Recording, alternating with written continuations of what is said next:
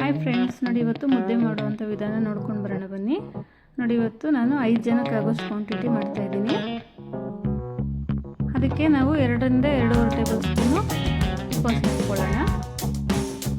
ನಾವು ಅದರಿಗೆ ಅನ್ನ ತೊಗೊಂಡಿದ್ದೀನಿ. ಅನ್ನ ಸ್ವಲ್ಪ ಮ್ಯಾಶ್ ಮಾಡ್ಕೊಂಡಿದ್ದೀನಿ.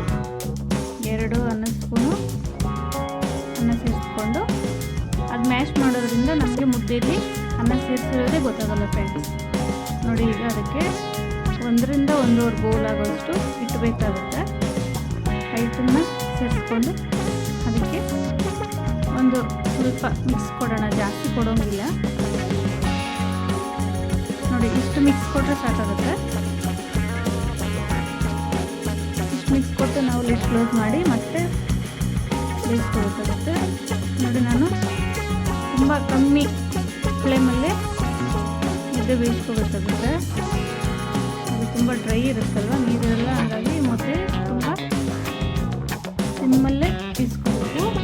ಈಗ ಮುದ್ದೆ ಅದಕ್ಕೆ ಬಂದಾಗಿದೆ. ಮುದ್ದೆ ತಿನ್ನೋದ್ರಿಂದ ಬಾಡಿ ತುಂಬ ಸ್ಟ್ರೆಂತ್ ಇರುತ್ತೆ.